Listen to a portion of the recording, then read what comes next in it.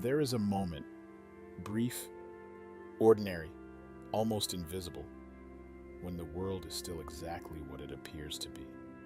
A street, a bicycle, an afternoon dissolving into evening. And then, without ceremony, without announcement, without the dramatic score that fiction promises, someone is gone.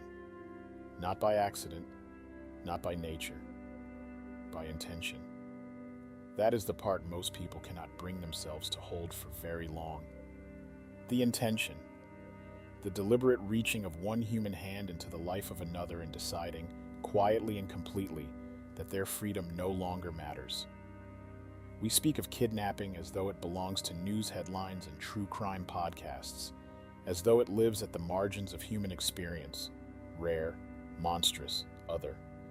But the mind that takes someone does not always wear monstrousness on its face. Sometimes it wears patience, politeness, charm. Sometimes it wears the face of someone you already trust. The question worth sitting with, the one that unsettles far more than any headline, is not what happened. It is why a human mind arrives at this.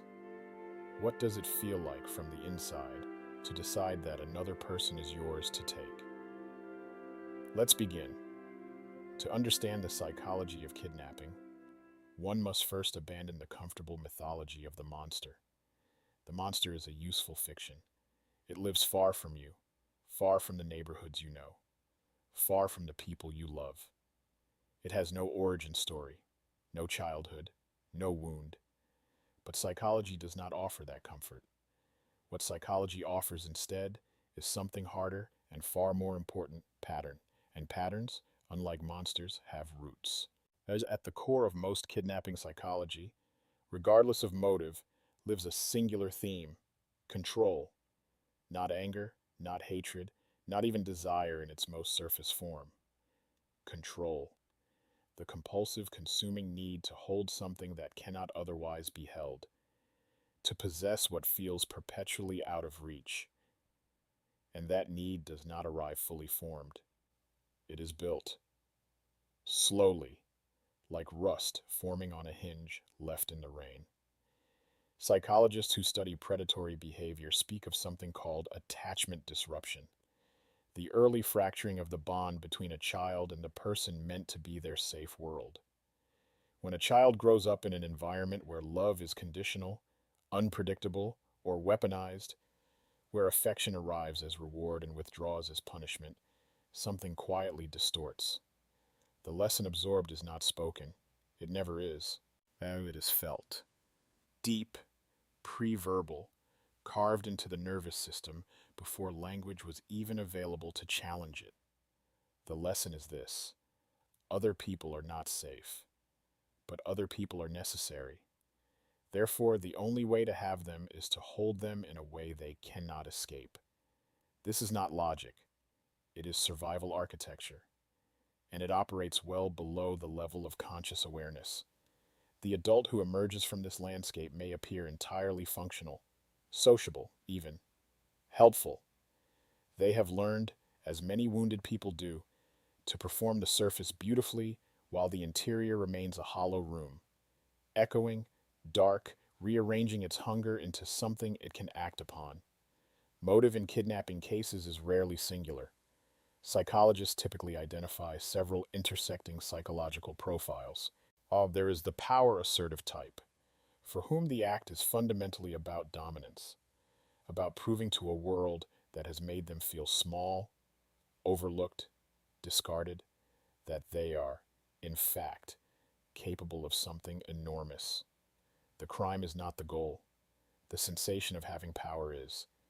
There is the fantasy-driven type, who has lived for years inside a constructed internal world, where the rules of consent and autonomy simply do not apply.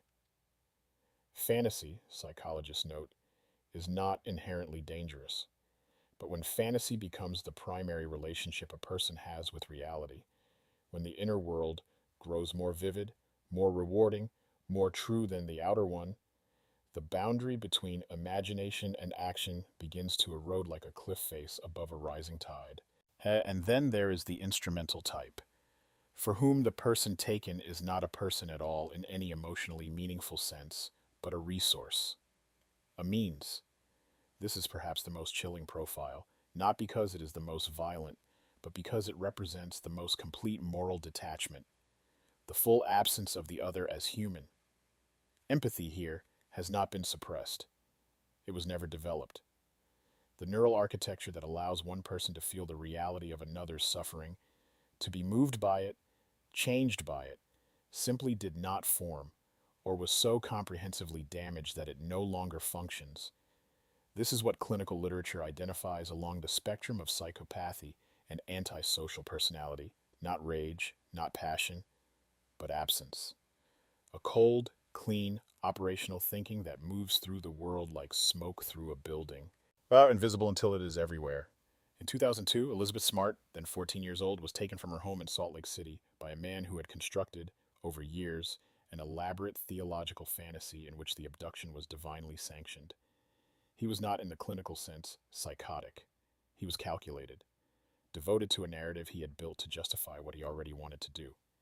This is the psychological key his case illuminates so clearly: the rationalization architecture. The story of mind tells itself to transform a crime into a right, into a calling, into something that does not require guilt because it has been reclassified entirely. The moral disengagement was not a crack in his psychology, it was the foundation of it. He did not see himself as a kidnapper, he saw himself as a chosen man. Thus, and that reframing, that reconstruction of self, is among the most dangerous psychological mechanisms the human mind possesses, because it is invisible from the inside. It feels, to the person constructing it, like clarity. If what you have heard so far feels rare to you, feel free to pause here, because this channel exists precisely for the moments when rare and human begin to look uncomfortably similar, when psychology stops being about them and begins illuminating something about the world we all actually inhabit, the control we reach for, the narratives we construct, the small moral disengagements we practice and excuse. If you have found this space valuable, if it feels like somewhere that takes the complexity of the human mind seriously, consider subscribing. There is more here, much more. And it all begins with the same willingness you brought to this moment. For those who study remorse, or its absence, in offenders who take, confine, and control other human beings, one of the most consistently documented findings is not defiance. It is flatness, not the burning absence of guilt that fiction dramatizes, not the villain who stares into the camera and revels in their cruelty. More often, nothing. A kind of emotional temperature that registers neither hot nor cold. A blankness that is more disturbing than rage precisely because rage, at least, acknowledges that something mattered. Flatness says it did not matter enough to feel anything about. This is what psychologists call emotional blunting. And in its most developed form, it is indistinguishable from what the surrounding world experiences as cruelty. Not because cruelty is intended, but because indifference, at scale, produces the same devastation as malice.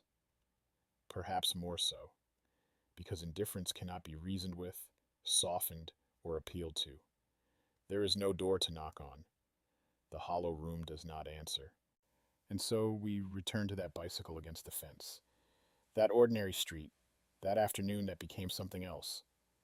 The psychology of kidnapping asks us to look not away, but inward. Not into our capacity for the same acts, but into our understanding of how human beings fracture, how wounds calcify into compulsions, how the need for connection, so fundamental to what we are, can, under enough pressure, in enough darkness, with enough silence and shame and abandonment, curdle into something that harms. This does not excuse. Understanding is not forgiveness. Psychology is not absolution. But the world that does not look at the roots of harm can only keep cutting the branches, and the tree remains. What grows in someone before they reach for another person's freedom? What was withheld, broken, never given? What narrative was so carefully constructed that conscience could be sealed inside it, like light sealed inside a stone? These are not comfortable questions, but they are the right ones. If you made it here, through all of this, know that sitting with darkness does not make you dark. Curiosity about the worst of human behavior is, at its core, a form of care for victims, for understanding, for the world you are trying to make sense of. This channel is built for that kind of mind, the kind that asks why when others look away, the kind that knows that understanding the shadow is how we begin to protect against it. If this resonated with you, subscribe, not for content, for the ongoing conversation about what it means to be human, in all its beauty and all its fracture. And if something in this touched a thought you are carrying, something you have wondered about, something that echoes, the comments are here, quietly, without judgment. You are not alone in asking these questions. Until next time, take care of yourself.